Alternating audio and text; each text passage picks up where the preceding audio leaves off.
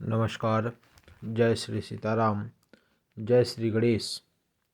आज हम श्री गणेश भगवान को दुर्वा अत्यंत प्रिय क्यों है, इस बारे में चर्चा करेंगे और यह जानेंगे कि यह दुर्वा कहाँ से उत्पन्न हुई, कैसे अजर अमर चिराई हुई, क्यों इतनी पवित्र मानी जाती है दुर्वा, क्यों श्री गणेश को दुर्वा अति प्रिय है और दुर्वा से गणेश पूजन का महत्व क्या है। इन सब विषय के बारे में हम जानकारी को प्राप्त करेंगे। सनातन हिंदू धर्म में देव पूजा में दुर्वा को अत्यंत पवित्र माना गया है। देवी दुर्गा को छोड़कर पूजा में प्रायः सभी देवताओं को दुर्वा चढ़ाई जाती है। जिस प्रकार शिव पूजन में बेलपत्र आवश्यक है, उसी प्रकार श्री गणेश की पूजा तो बगैर दुर्वा के पूरी ही नहीं मानी जाती।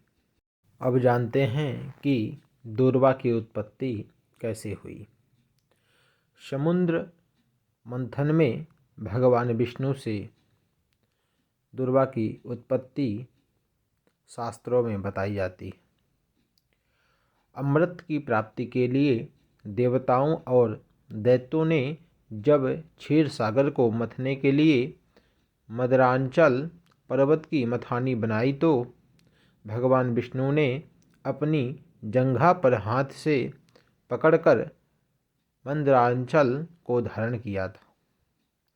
मंदरांचल पर्वत के तेजी से घूमने से रगड़ के कारण भगवान विष्णु के जो रोम उखड़कर समुद्र में गिरे, वे लहरों द्वारा उछाले जाने से हरे रंग के होकर दुर्वा के रूप में उत्पन्न हुए। इस प्रकार से दुर्वा की उत्पत्ति बताई जाती है। अब बात करते हैं कि दुर्वा अजर अमर क्यों है। दुर्वा की चिरायुता, अजर अमर होने और पवित्रता का रहस्य उसी दुर्वा पर देवताओं ने समुद्र मंथन से उत्पन्न अमृत का कलश रखा था। उस कलश से जो अमृत की बूंदें छलकी, उनके स्पर्श से वह दुर्वा अजर अमर हो गई। दुर्वा को कितना भी काट दो, उसकी जड़ें अपने आप चारों ओर फैल जाती हैं। सभी देवताओं ने इन मंत्र से दुर्वा की पूजा की और तभी से यह देव पूजा में अत्यंत पवित्र और पूज्य मानी जाने लगी। हमें भगवान श्री गणेश को इस मंत्र के द्वारा दुर्वा को चढ़ानी चाहिए। हरि ओम कांडात कांडात पुरोहन्ति परुखः परुस्परी एवानो दूर्वे प्रतनु सहस्रेण सतेन च। इस प्रकार से हमें यह मंत्र का उच्चारण करते हुए भगवान श्री गणेश पर दुर्वा चढ़ानी चाहिए।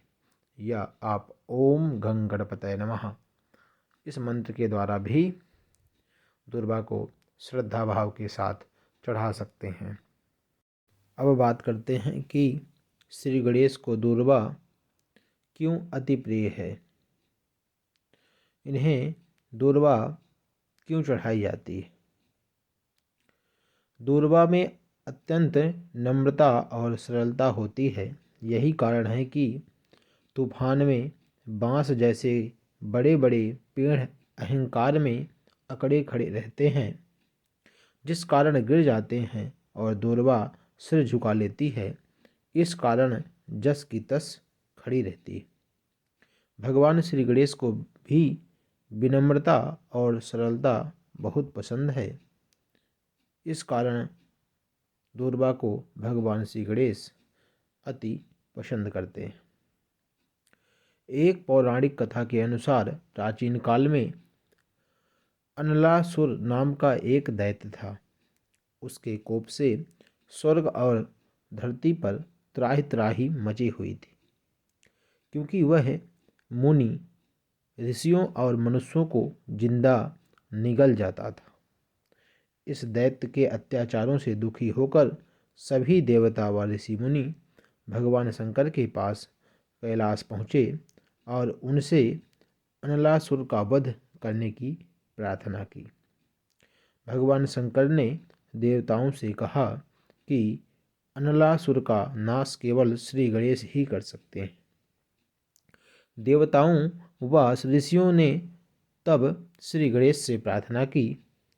इस पर श्री गणेश ने अनलासुर को निगल लिया। तमोगुणी, अहंकारी व दुष्ट दैत्य के उदर में पहुँचते ही श्री गणेश के पेट में बहुत जलन होने लगती है। कई प्रकार के उपाय करने के बाद भी जब श्री गणेश के पेट की जलन शांत नहीं हुई, तब कश्यप ऋषि ने दूर्वा की 21 गांठें बनाकर श्री गणेश को खाने को दी। भगवान गणेश के दूर्वा ग्रहण करने पर उनके पेट की जलन शांत हुई। ऐसा माना जाता है कि श्री गणेश को दूर्वा चढ़ाने की परंपरा तभी से आरंभ हुई। इसलिए भगवान श्री गणेश को दूर्वा अत्यंत प्रिय है और दूर्वा चढ़ाई जाती है। बंधुओं, अब बात करते हैं कि दूर्वा के बगैर भगवान श्री गणेश की पूजा क्यों अधूरी है। क्यों दूर्वा के बगैर भगवान श्री गणेश की पूजा नहीं हो सकती। श्री गणेश को पूजा में दूर्वा चढ़ाने का विधान है। दो दूर्वा, जिसे दूर्वा दल भी कहते हैं, चढ़ाने का कारण है मनुष्य सुख दुख भोगने के लिए बार बार जन्म लेता है।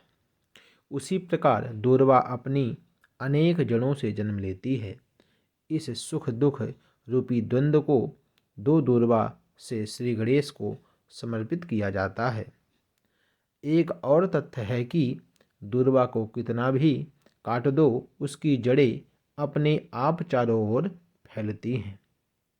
अतः दूर्वा की भांति भक्तों के कुल की वृद्धि होती रहे और उन्हें स्थायी सुख संपत्ति प्राप्त हो, इसलिए गणेश पूजन में दूर्वा को चढ़ाते हैं।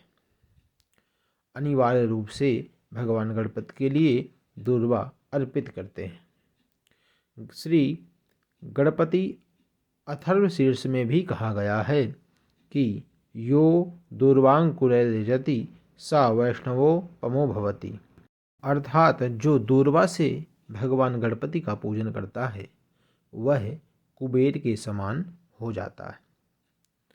अर्थात भगवान श्री गणपति को दूर्वा चढ़ाने के अत्यंत लाभ हैं।